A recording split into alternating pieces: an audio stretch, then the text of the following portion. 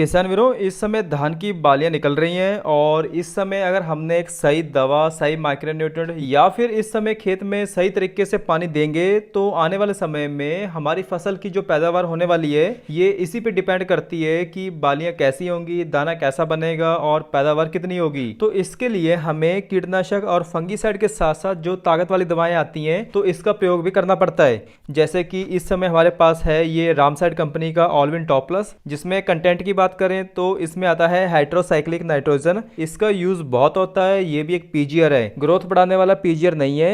ये जो फसलों में ग्रीननेस को मेंटेन करता है, क्लोरोफिल बनाने में बहुत ज्यादा मदद करता है। मतलब कि मदद हमारी फसलों में इस तरीके से करता है जैसे कि हमारी फसलों में नाइट्रोजन डिस्टर्ब हो जाती है, नाइट्रोजन नहीं कह सकते, इसके लिए हम ये कह सकते हैं कि लगभग सारे ही माइक्रोन्यूट्रिएंट जो डिस्टर्ब हो जाते हैं। अब ये डिस्टर्ब कैसे होते हैं तो इसके लिए आप ऐसे समझें कि जैसे कि आपने देखा होगा कि कहीं पे बाली निकल रही है और कहीं पे अभी बाली नहीं निकली है, कहीं पे कल्ले बहुत ज़्यादा हो गए, कहीं पे कल्ले हुए नहीं है। तो ये सब चीज़ों को मेंटेन करता है, एक लाइन में लाता है। और जब पौधों की बालियां निकलनी होती है तो सारे पौधे एक साथ बालियां निकालेंगे तो आप सोच सकते हो कि हेट्रोसाइक्लिक नाइट्रोजन कितना काम करता है। और इसके अलावा इसमें आता है फास्फोरस, ये भी हमारी फसलों के लिए बहुत जरूरी है क्योंकि इस समय ये सेल डिवीजन का काम करता है, मतलब कि दाना बनने की प्रोसेस को तेज करता है। और कहीं पे अगर हमने देखा होगा कि बालियों में दाने खाली रह जाते हैं तो उसका यही कारण होता है कि फास्फोरस की कमी का होना, मतलब जो दानों में फोक बनती है वो फास्फोरस की कमी के कारण बनती है। इसलिए इस समय हमारी फसलों में फास्फोरस भी बहुत जरूरी होता है।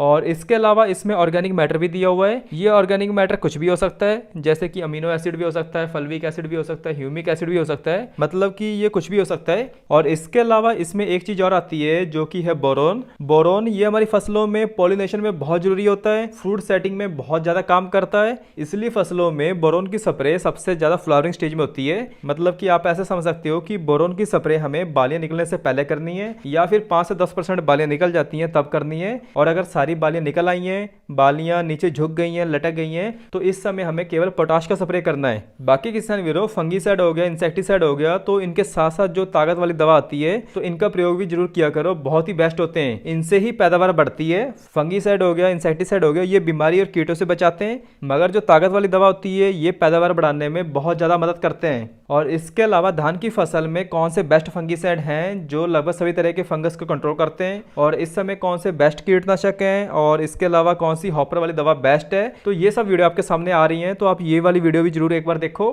और आप कमेंट करके बताओ कि आपको ताकत वाली दवा का स्प्रे करने से फायदा हुआ है या नहीं। धन्यवाद।